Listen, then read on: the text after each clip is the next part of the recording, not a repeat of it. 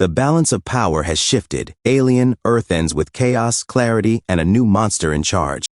It took the entire season, but I finally learned the actual name of Species 64, the creepy, tentacled, floating eyeball I've been casually referring to as the octopus thing. It's officially called the Ocellus.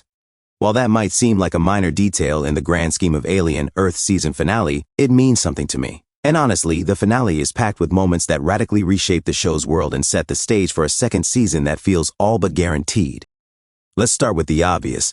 Power has completely changed hands. Episode 8, titled The Real Monsters, confirms what's been simmering all along.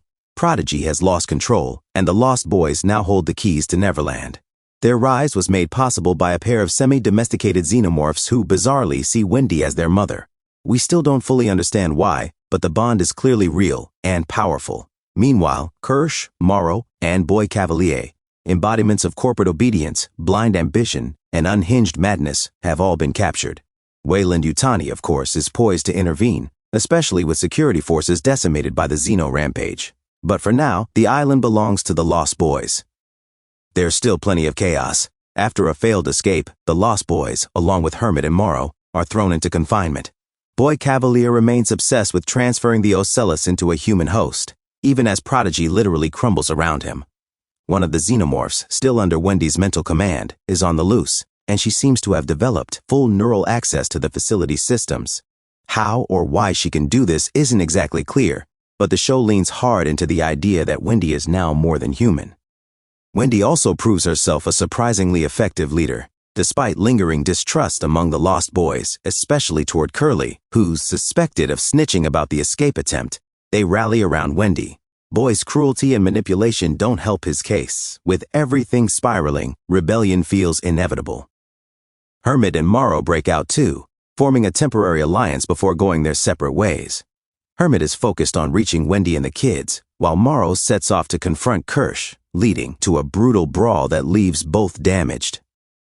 But is a more personal story. Wendy versus Hermit. A fractured sibling bond now tangled in betrayal, morality, and transformation.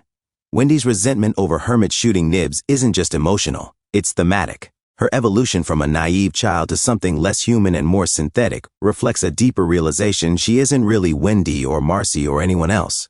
She's a product, one born of corporate greed and scientific hubris. So what does having a brother even mean to someone like that? That realization informs all her choices. She saves Hermit from Adam, another synthetic, only because it makes strategic sense. Her loyalty now lies with those who ironically are more honest, the xenomorphs. Yes, they're deadly predators, but they're straightforward in their intent, and they don't view Wendy as prey. In the final moments, the power dynamics are flipped entirely. The aliens aren't just loose threats, they're protectors of a new regime. The adults, once in charge, are now imprisoned. And amidst the aftermath, the Ocellus finds a new host, Arthur, long presumed dead, whose corpse washes up on the beach. Final thoughts. The season concludes with AlienEarth firmly establishing its new world order. Neverland is in the hands of the Lost Boys. Wendy is ascending into something unrecognizable. And the real monsters, well, they're no longer so easy to define. Season 2 doesn't just feel likely, it feels inevitable.